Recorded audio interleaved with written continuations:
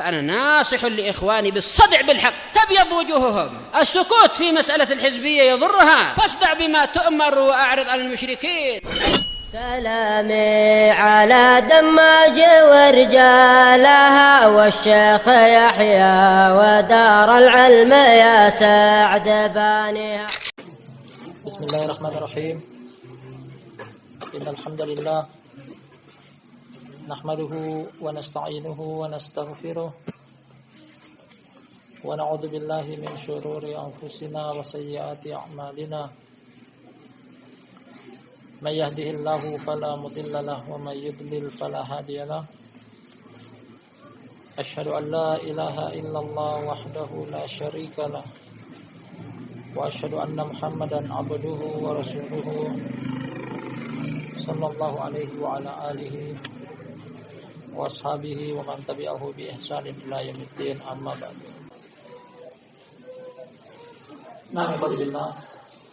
Ikhwan fillah wa akhwat fillah.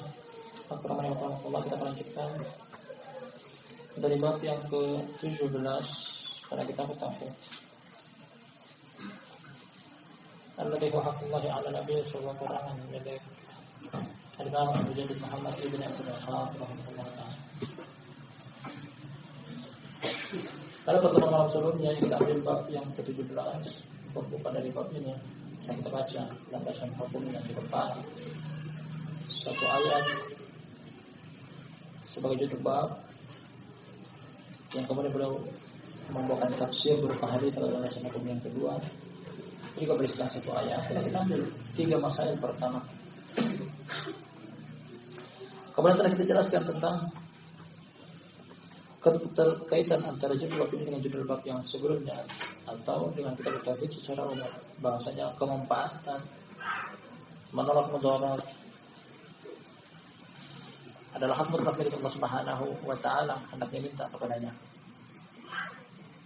Ketika hidayah merupakan sesuatu yang paling penting dimiliki oleh seorang hamba, orang yang paling mulia di permukaan bumi semenjak diciptakannya peradaban manusia sampai yang paling terakhir lahir sebelum tegaknya hari kiamat, tak lain tak bukan mulai dari Nabi Sallallahu Alaihi Wasallam, tak mampu, tak kuasa untuk memberikan hidayah dengan makna hidayah itu taufik. Oleh karena itu, selain daripada beliau tidak akan pernah mampu. Bab ini juga menerangkan kepada kita tentang pemurnian tauhid serta batilnya kesyirikan. Kita akan lanjutkan masail yang masih tersisa. Kata Syekh Muhammad bin Abdul Wahhab rahmatullahi alaihi ar-rabi'ah.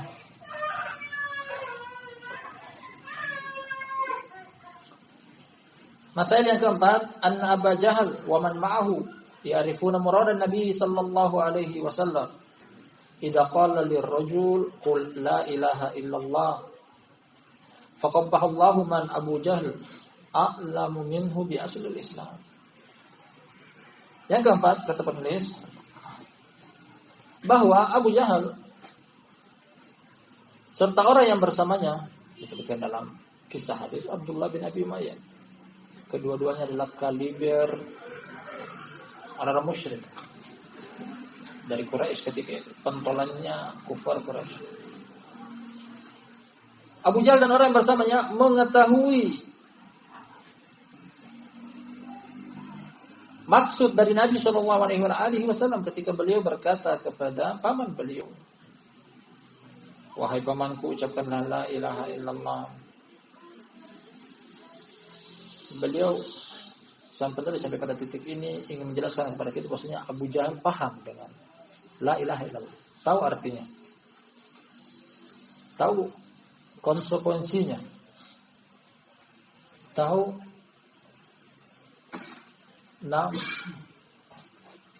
sesuatu apa yang harus dilakukan setelah mengucapkan kalimat la ilaha illallah. Artinya adalah dia harus meninggalkan sesembahan selain Allah Subhanahu wa taala serta menjadikan sesembahan hanya satu saja, Allah Subhanahu wa taala. Nah, ini yang penulis ingin tegaskan kepada kita bahwasanya Abu Jahal serta Abdullah bin Abi Umayyah dua teman duduk yang jelek di sisi Abu Thalib mengetahui maksud kalimat la ilaha illallah. Makanya kata beliau, faqabbahallahu man Abu Jahal a'lamu minhu bi aslil Islam. Doa kejelekan. Betapa jelek doa kejelekan yang Allah mencelakai mereka. Siapa itu? Orang-orang yang ternyata Abu Jahal lebih tahu tentang pondasi Islam dari mereka. Beliau ingin menyindir, beliau ingin menyinggung. Yang beliau maksudkan adalah mungkin orang-orang zaman sekarang yang mengucapkan kalimat la ilaha illallah dengan lisan mereka, tapi tidak maksud. Nah, tidak masuk arti kalimat la ilaha illallah sampai ke dada mereka.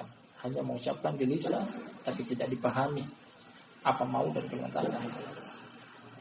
Makanya orang-orang seperti ini kita dapati bahwa mungkin mereka mengucapkan kalimat la ilaha illallah, tapi menyelisihi kandungan dari la ilaha illallah itu seperti itu.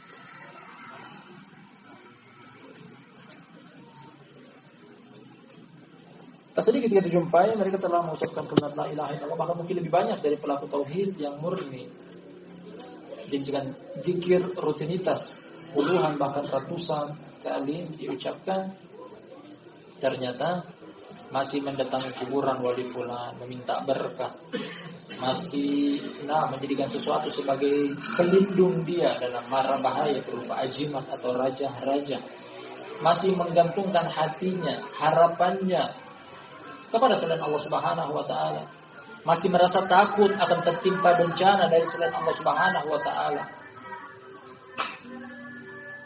Karena kenapa? Karena mereka nggak tahu kalimat la ilaha illallah meskipun mereka mengucapkannya. Makanya boleh tetapkan bahwasanya Abu Jahal lebih paham kalimat la ilaha illallah artinya daripada orang semacam ini. Meskipun Abu Jahal tidak mengamalkannya.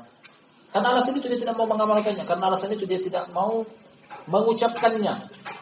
Karena dia tahu la ilaha illallah konsekuensinya adalah berat, meninggalkan seluruh sembahan yang disembah selain Allah Subhanahu wa taala, sebagaimana tradisi bapak-bapak mereka, nenek moyang mereka. Makanya Allah nukilkan kepada kita perkataan orang musyrik ketika Nabi SAW dakwakan kepada mereka tauhid serta pemurnian tauhid. Mereka katakan, aja'alal alihata ilahan wahida inna hadza la syai'un ujab. Nah,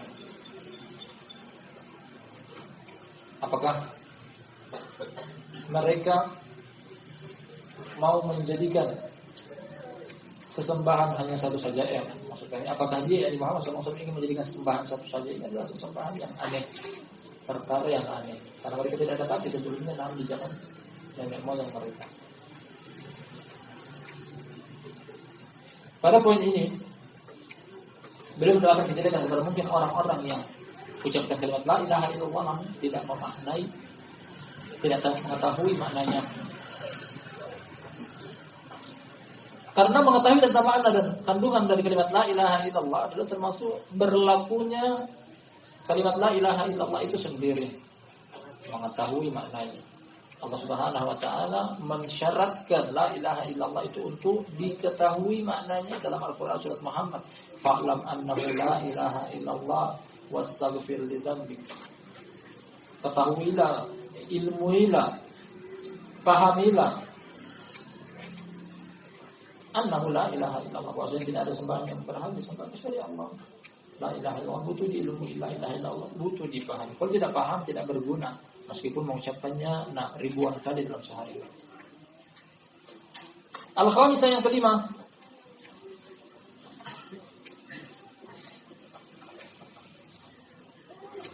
jidduhu sallallahu alaihi wasallam wa mubalaghatuhu fi islami ammihi.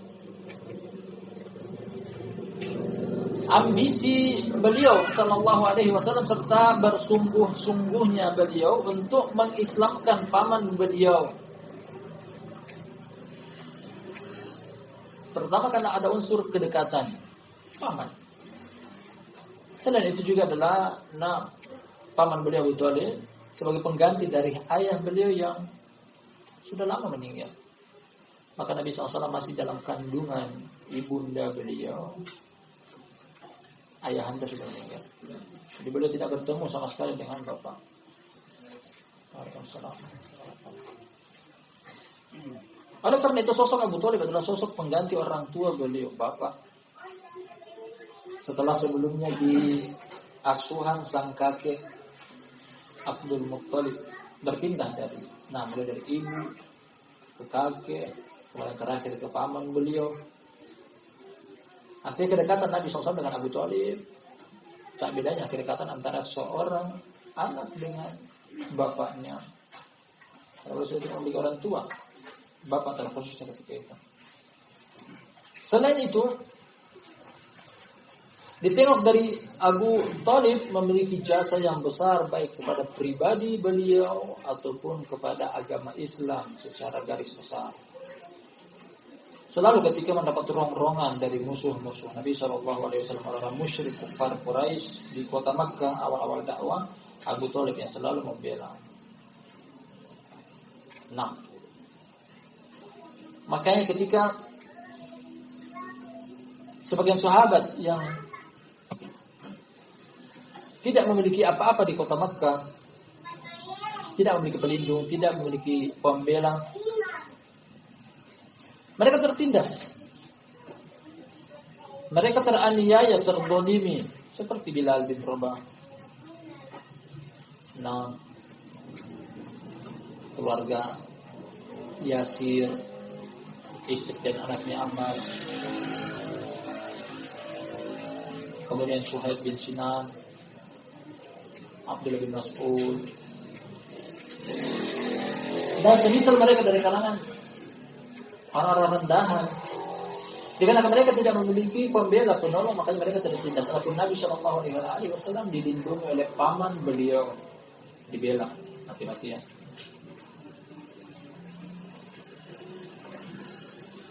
Abu Bakar juga dilindungi oleh kabilahnya. Artinya apa? Abu Thalib memiliki jasa yang besar.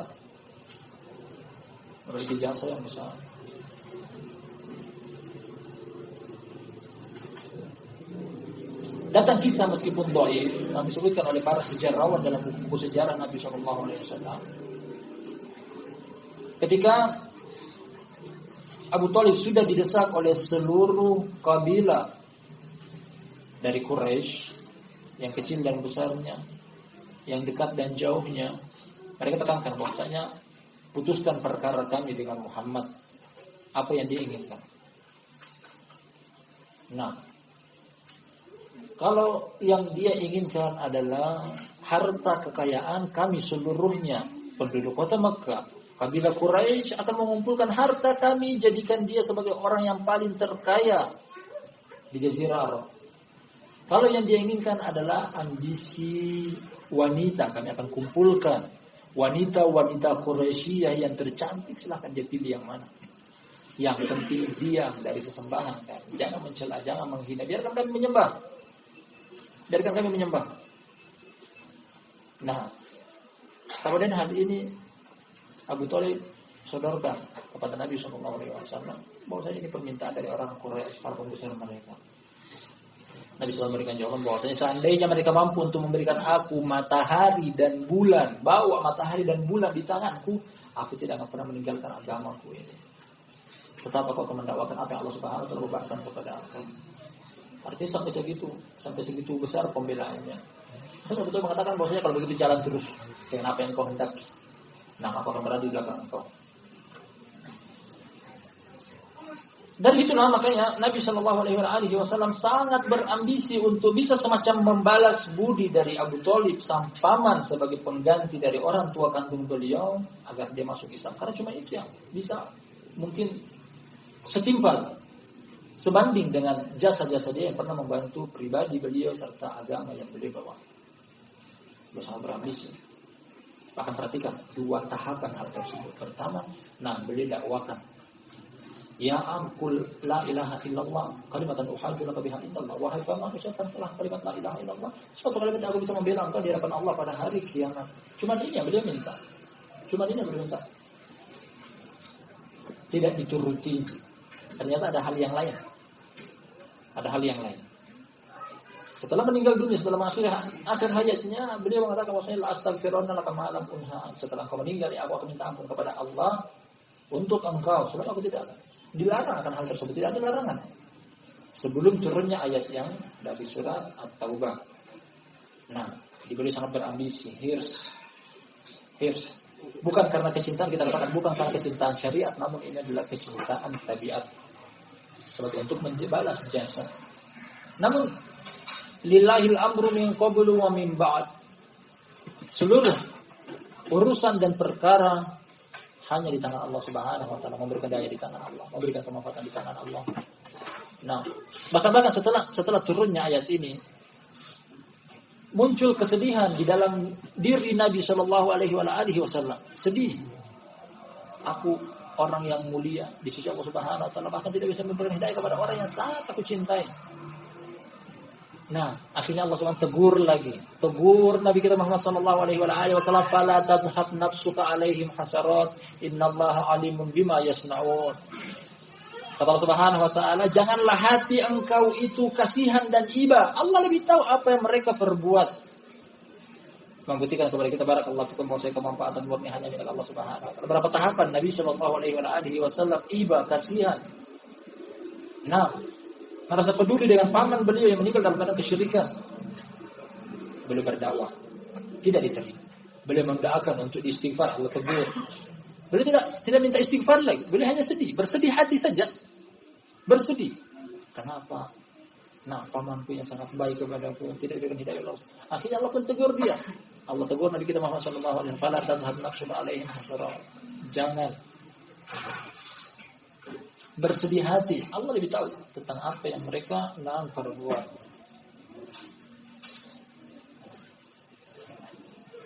Terkadang ini mungkin yang muncul di dalam benak kita, barakallahu fikum, bahwasanya mungkin anggota keluarga kita dakwahi, tidak masuk hidayah ke dada mereka. Nah, yakin dan percaya bahwasanya hidayah di tangan Allah Subhanahu wa taala. Imam Malik rahmatullahi alaihi datang sebagai riwayat dari beliau, seperti urusan murid dan guru. Terkadang murid-muridnya tak meninggalkan Imam Malik untuk pulang dari masjid ke rumah kecuali disodorkan dengan beberapa pertanyaan sambil pulang jalan. Mereka nggak mau menyanyiakan kesempatan tersebut. Sementara berjalan pulang dari majelis di masjid sampai ke rumah, murid-muridnya bertanya di tengah jalan. Sampai di depan pintu rumah Imam Malik rahmatullahi alaihi, Darul Hijrah. Kata Imam Darul Hijrah. Tiba-tiba keluar dari pintu rumah Imam Malik sambil menabrak dengan kencangnya, kemudian menabrak bapaknya. Anaknya Imam Malik sedang memegang burung merpati. Semua terheran-heran, ya Imam, anak engkau bermain burung merpati. Akhirnya Imam Malik memberikan jawaban bahwasanya aku tahu dengan pasti bahwasanya hidayah di tangan Allah Subhanahu wa taala, bukan di tanganku. Aku cuma bisa mengajarkan, yang menentukan adalah Allah Subhanahu wa taala. Ikhwan fillah rahimanallahu wa barakallahu fikum jami'an. Dari poin yang satu ini kita berikan pelajaran bahwasanya ketika dia adalah orang-orang yang kita cintai, sebagaimana Nabi SAW mencintai paman beliau, berusaha untuk memberikan hidayah kepadanya. Istri kita yang belum mendapatkan hidayah, berusaha untuk memberikan hidayah kepada dia. Dia adalah orang yang satu tempat tidur dengan kita, mungkin satu bantal dengan kita, satu piring makan dengan kita. Orang tua kita yang belum masuk hidayah ke darah mereka, usahakan mereka pun mendapatkan hidayah. Mereka adalah orang yang telah dengan perkara mereka tidak berada di permukaan bumi. Kasih sayang mereka yang tak beli dengan harta benda, balas hal tersebut dengan memberikan hidayah kepada mereka. Anak-anak kita yang mungkin masih sampai sekarang berat sekali rasanya mengamalkan syariat Allah Subhanahu wa taala, mereka adalah darah daging kita. Mereka adalah usaha dan upaya kita. Mereka adalah rezeki dari Allah Subhanahu wa taala kepada kita. Mereka adalah buah hati kita, usahakan masukkan hidayah ke dada mereka. Sebagaimana Nabi sallallahu alaihi wasallam memberikan hidayah kepada orang-orang yang beliau cintai. Seperti inilah Nabi kita Muhammad SAW berusaha. Kalau belum berusaha, bisa ada celaan. Tapi kalau sudah berusaha kemudian Allah takdirkan, tidak di tangan Allah Subhanahu wa taala dan bukan di tangan siapa-siapa. As-sadisah yang keenam,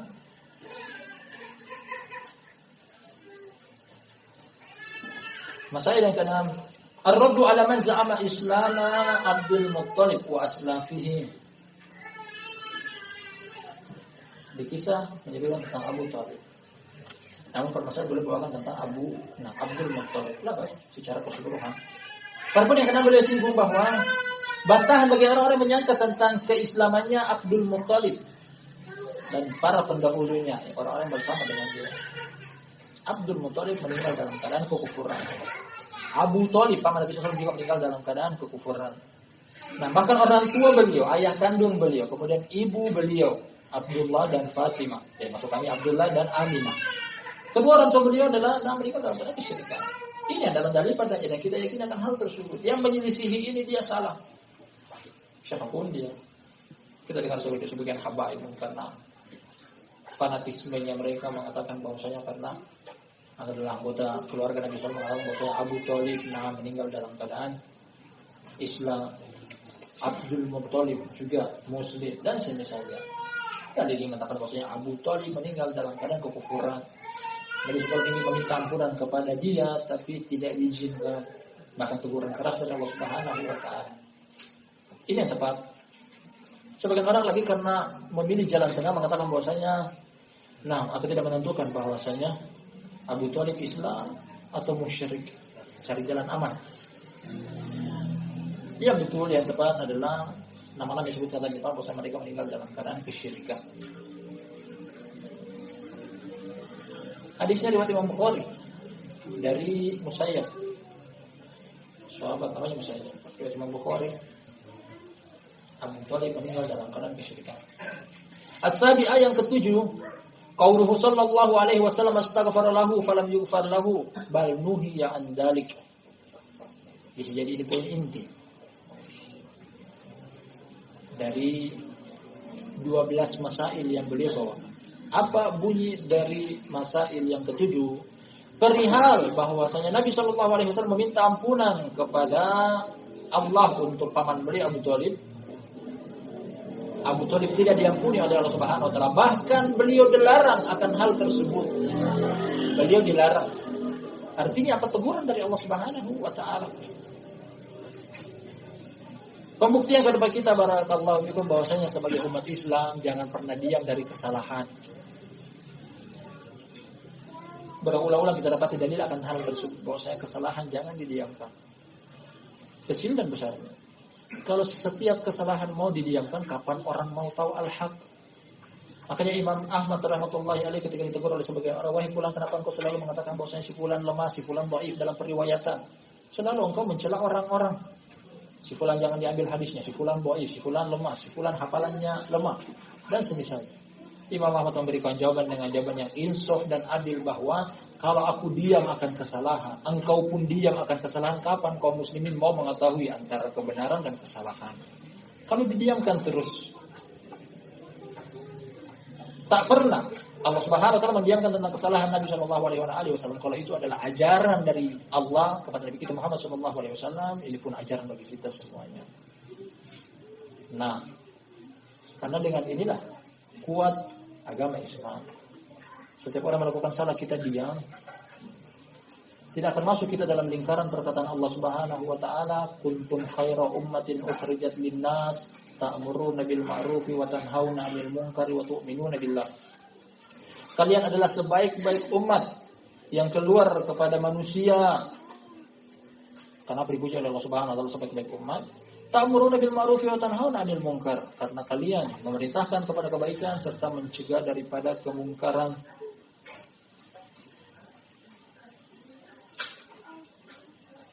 Ikhwan, biasakan diri kita dengan tegur menegur. Anak kita salah kita tegur, jangan didiamkan. Karena kalau kita diamkan akan kesalahan anak kita, dia terus-menerus akan melakukan kesalahan tanpa kita ingkari. Istri kita salah kita tegur, jangan didiamkan. Karena kalau terus-menerus kita kita biarkan, dia akan terus-menerus salah. Apalagi perempuan adalah bengkok, anak adalah lemah. Saudara kita salah kita tegur, jangan didiamkan. Karena kalau kita tidak tegur, terus-menerus dia akan melakukan kesalahan. Kapan agama Allah akan tertolong? Juga kata Allah Subhanahu wa Ta'ala, wal takum minkum ummatun yad'una ilal khair wa ya'muruna bil ma'ruf wa yanhauna 'anil munkari wa ulaika humul muflihun. Perhatikan, Allah ikat tentang keberuntungan. Keberuntungan ada tanda-tandanya. Orang yang beruntung ada amalannya. Apa itu? Kata Allah Subhanahu wa Ta'ala, wal takum minkum ummah. Jadilah di antara kalian sebagian umat ya'muruna bil ma'ruf wa yanhauna 'anil munkar, memerintahkan kepada kebaikan, mencegah daripada kemungkaran, wa ulaika humul muflihun, dan mereka itulah orang-orang yang beruntung. Keberuntungan menurut ayat yang barusan kita baca diikat dengan amalan al-amru bil ma'ruf wan nahyi 'anil munkar. Kalau kita meninggalkan amalan ini, Allah tidak pernah beruntung kita. Satu amalan ini yang membuat Ahlus Sunnah selalu kuat di setiap zaman dan setiap makanan dan setiap tempat. Kalau tanpa ini Ahlus Sunnah tidak ada apa-apanya. Perbedaannya dengan Ahlul Bidah yang lainnya tanpa ada ikhbar mungkar di antara mereka. Nah, dari poin yang ke-7 kita katakan bahwasanya ini adalah poin inti dari bab ini. Dikarenakan Allah Subhanahu wa taala melarang Nabi sallallahu alaihi wasallam bahkan mencela dengan keras bahwasanya bukan urusan engkau Muhammad untuk meminta ampunan. Dia kafir. Dia melanggar hak aku meskipun dia adalah anggota keluarga engkau, tapi dia melanggar hak aku. Oleh karena aku tidak ampuni dia. Maha benar apa yang Allah Subhanahu wa taala katakan. Nah, dari surat Al-Imran terulang pada 2 tempat dalam. Nah, masuk dalam surat An-Nisa kata Allah Subhanahu wa taala, "Innallaha la yaghfiru an yushraka bihi wa yaghfiru ma duna dzalika liman yasha." Sesungguhnya Allah Subhanahu wa taala tidak akan mengampuni dosa syirik dan mengampuni dosa selain itu bagi siapa yang Dia kehendaki. As-samina yang ke-8 madarratu ashabis su' 'alal insan. Dampak negatif dari teman duduk yang jelek kepada manusia. Nah, jangan pernah memberanikan diri untuk bergaul dengan teman duduk yang jelek.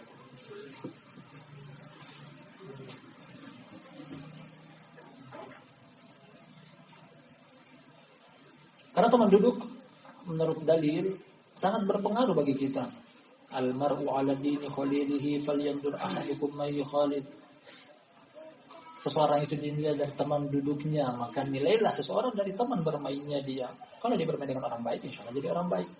Kalau dia duduk dengan ulama, insya Allah percikan alim ulama, ilmu mereka, akhlak mereka, adab mereka juga akan terpancar kepada orang-orang di sekitar mereka.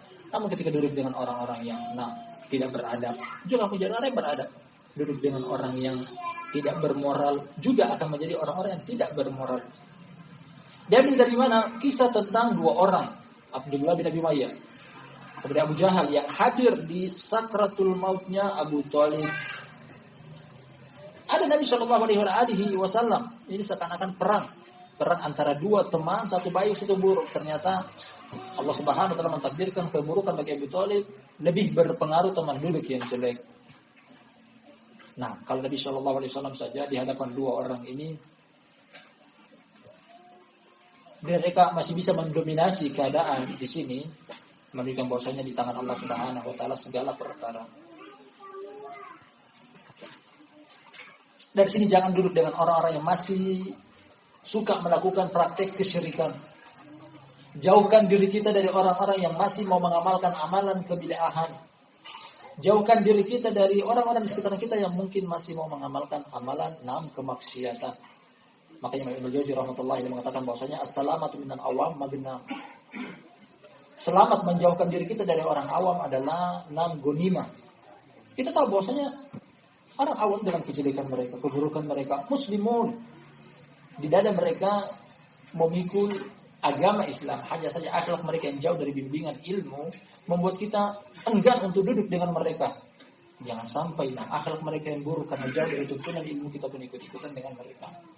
Selamat duduk dengan ikhwan, duduk dengan ahli sunnah, duduk dengan salafi, duduk dengan alim ulama. Nah, percikan ulama, insyaallah mereka percikan ilmu dan berbarokah. At-tasiyah yang ke-9 madarratu ta'dhimil aslaf wal akabir. Dampak buruk dari selalu mengagungkan bapak, nenek moyang, orang terdahulu atau bahasa sivil orang tua. Nah, ketika ditegur dengan dalil dari Al-Quran dan Sunnah mengatakan bahwasanya ini orang tua kami melakukan hal seperti ini.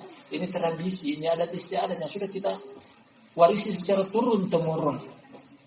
Allah mencelakan hal tersebut dalam beberapa tempat dalam Al-Quran. Kata Allah Subhanahu wa taala, "Inna wajadna aba'ana 'ala ummah wa inna 'ala atharihim muqtadun." Kami mendapati bapak-bapak kami di atas satu kepercayaan dan kepercayaan mereka itulah yang kami warisi. Kami contoh. Nah,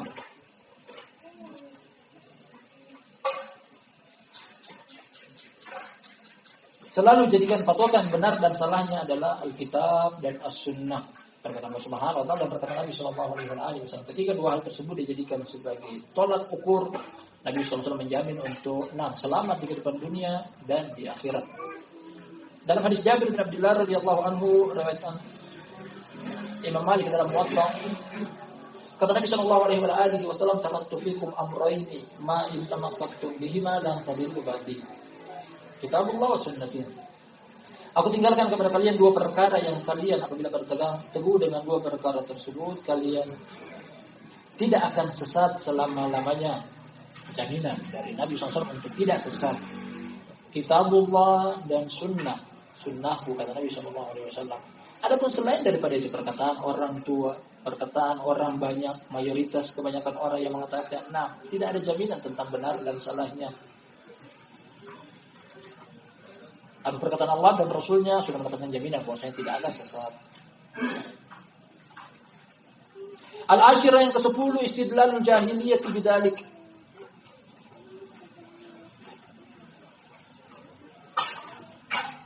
Nah, boleh maksud di sini ahlul jahiliyah adalah secara umum. Kalau kita tengok tentang jahiliyah, seluruh perkara yang menyelisihi Rasulullah SAW.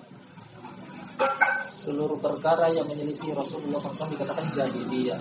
Kesyirikan jahiliyah, kebid'ahan jahiliyah, kemaksiatan jahiliyah.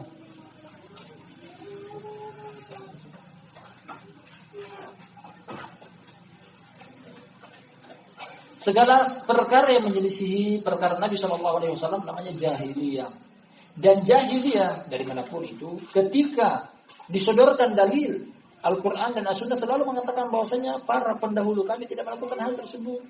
Syekh kami tidak melakukan hal tersebut. Guru kami tidak melakukan hal tersebut. Al-Muhim berdalil dengan tokoh dan bukan dengan nakal. Selalu berdalil dengan akal. Tidak berdalil dengan nakal, penukilan dari Al-Quran dan As-Sunnah. Terkadang kita tanya kepada sebagian orang bahwasanya apa dalil engkau tentang perkara ini, perkara itu. Mereka katakan fatwa, ada fatwa. Selalu mengatakan bahwasanya dalilnya adalah fatwa. Semenjak kapan fatwa adalah dalil? Termasuk dari ahlul jahiliyah, mereka mengatakan ketika berargumen untuk menolak kalimat la ilaha illallah, anggapan mereka bahwasanya agamanya Abdul Muttalib lebih bagus, lebih baik. Ini adalah tradisi nenek moyang masih kita jaga, leluhur secara turun-temurun. Mereka selalu berdalil dengan hal tersebut. Ini tanda-tanda kejahilian. Al-Hadiyat Asyarah yang ke-11 sebelum terakhir. Asy-syahid liqaunil amal bil khawatim li'annahu law qalaha lanafa'atuhu. Intisari dari kisah di atas tentang satu poin penting, yaitu perihal tentang amalan itu tergantung dari akhirnya. Seseorang itu dinilai baik dan buruknya tergantung dari ketika dia finish. Nah, pada urutan keberapa dia finish? Menang dan kalahnya, beruntung dan tidaknya. Ketika seseorang mengakhiri akhir hayatnya dengan kejelekan, berarti akan dibangkitkan dalam bentuk kejelekan. Ketika seseorang mengakhiri akhir hayatnya dengan kebaikan, dia akan dibangkitkan di atas kebaikan. Hadis Jabir bin Abdullah riwayat Imam Muslim, kata Nabi sallallahu alaihi wasallam, kullun yub'atsu ala ma mata alaihi. Masing-masing orang dibangkitkan akan apa yang dia diwafatkan di atasnya. Diwafatkan di atas kebaikan akan dibangkitkan dalam kebaikan, diwafatkan di atas kejelekan juga akan dibangkitkan dalam keadaan kejelekan.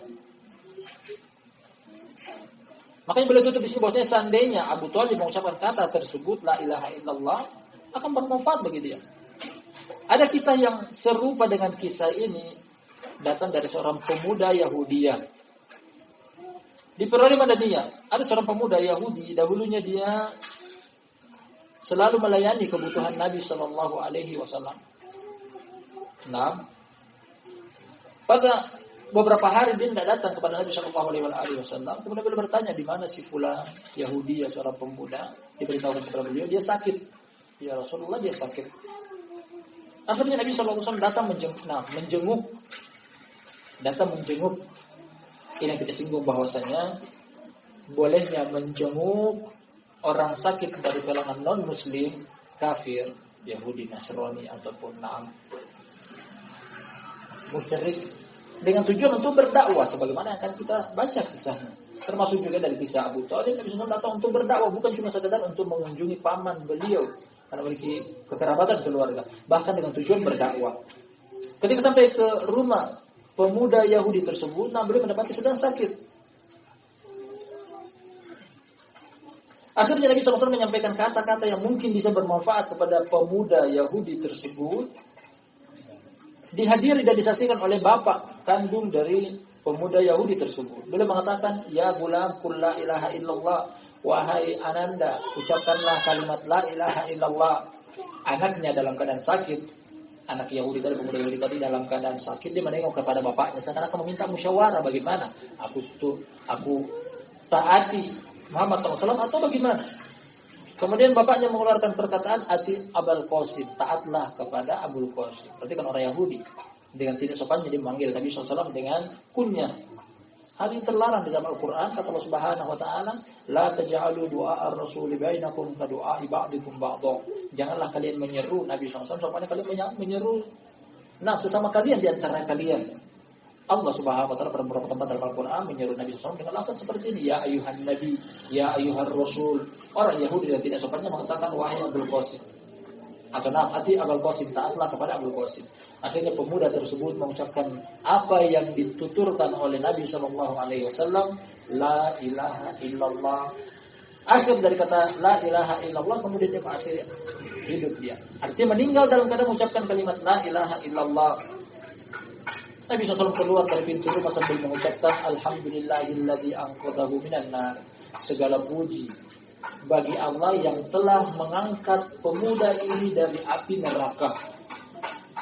Kisahnya mirip dengan kisah Abu Thalib dengan pemuda tadi. Hanya saja Abu Thalib tidak diberikan taufik oleh Allah Subhanahu wa taala untuk mengucapkan kalimat la ilaha illallah, sedangkan pemuda Yahudi tadi sebelum menghembuskan napas terakhir dia mengucapkannya.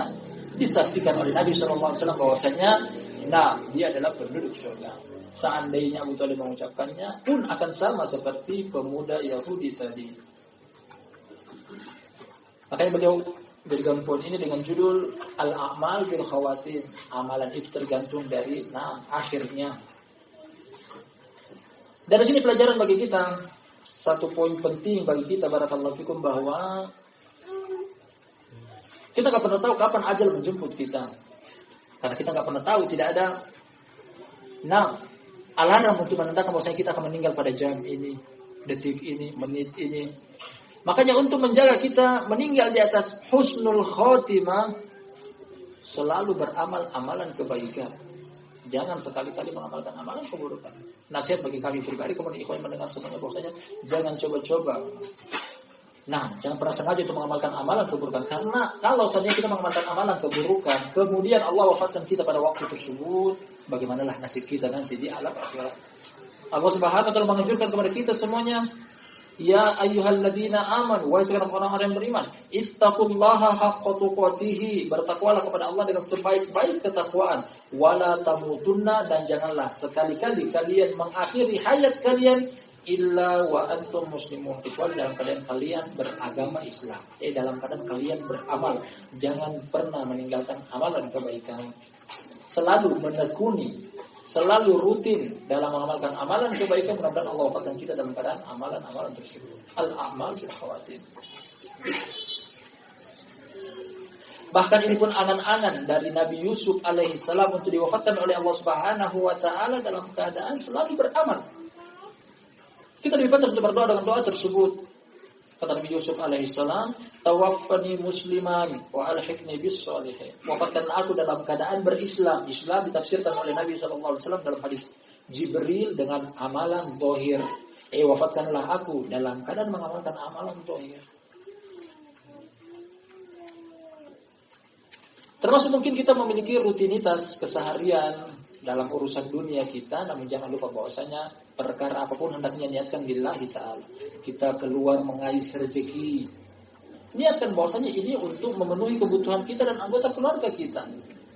Ini termasuk ibadah kepada Allah Subhanahu wa taala. Kalau kita ikhlas, mudah-mudahan ketika terjadi musibah, kemudian Allah akhirkan hayat hidup kita, ketika waktu tersebut husnul khatimah.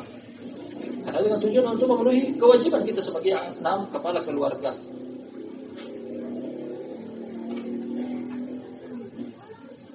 As-saniyah asyara, yang ke-12, penutup dari bab ini.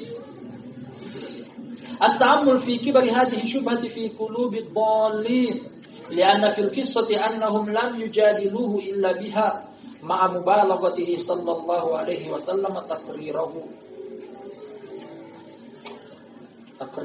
Nah. Fali ajli idhamatiha wa wuduhiha indahum iktasaru 'alaiha. Dia ingin fokuskan kita tentang satu perkara penting dari hadis yang beliau bawakan di depan. Kita perhatikan pada poin yang ke-12. Perhatikan dengan seksama tentang besarnya syubhat ini di dada orang-orang sesat. Kita simpulkan apa maksud dari syubhat itu. Artinya adalah menolak kalimat la ilaha illallah. Artinya adalah selalu mengagungkan bapak-bapak, nenek moyang, orang tua. Dengan tujuan apa? Untuk menolak kalimat la ilaha illallah. Menolak agama Allah Subhanahu wa taala. Karena mereka dalam kisah di atas kata beliau, bahwa mereka tidak berjidal, tidak berdebat kecuali dengan hal tersebut. Materi jidal mereka adalah itu. Materi debat mereka adalah itu, menolak kalimat la ilaha illallah. Bersama dengan itu Nabi SAW sangat bersungguh-sungguh mengulang-ulangnya. Dan hadis berapa kali beliau ulangi. Nah, ya amkul la ilaha illallah kalimatan tuhajjulaka biha indallah. Ditolak mentah-mentah oleh Abu Jahal dan Abdullah bin Ubay. Lagi beliau ulangi lagi beberapa kali. Beliau ulangi beberapa kali, namun selalu jawaban dari mereka berdua adalah, nah, antara Abu Amilat Abdul Muttalib, apakah kamu membenci agamanya Abdul Muttalib? Ini yang mereka jadikan sebagai bahan untuk menolak la ilaha illallah, berdalil dengan tradisi adat istiadat. Terakhir sebagai penutup beliau katakan bahwasanya dengan tujuan itulah, dengan tujuan agungnya kalimat tersebut, kalimat Atar-Qabu Millati Abdul Muttalib, mereka berjidal dengannya. Selalu mereka ulang-ulang kalimat tersebut. Nah, karena saking jelasnya dan gamblarnya, mereka mencukupkan diri dengannya. Makanya Ahlul Batil ketika disodorkan dengan apapun, nah selalu mereka menyodorkan juga kebatilan mereka yang mungkin sama dan serupa. Ketika ditanya apa hukumnya ini, padahal kan tidak ada landasan hukumnya. Fatwa ulama membolehkan. Selalu itu jawabannya. Kenapa engkau tidak meninggalkan akan hal ini? Selalu jawabannya mereka, fatwa ulama ada yang membolehkan. Setiap kali disodorkan tentang dalil berupa Al-Quran dan hadis, orang mengatakan maksudnya ada ulama yang membolehkan. Dari pendahulu kita membolehkan dan misalnya. Kesimpulan dari bab ini sebelum kita akhiri barakallahu fikum, bahwasanya bab yang ke-17 menerangkan kepada kita tentang satu dalil tambahan tentang wajibnya tauhid serta batilnya kesyirikan. Dan juga memberikan kita pelajaran bahwa memberikan kemanfaatan satu-satunya adalah di tangan Allah Subhanahu wa taala, sebagaimana juga menolak mudarat juga satu-satunya di tangan Allah Subhanahu wa taala. Nah, sebelum kita akhiri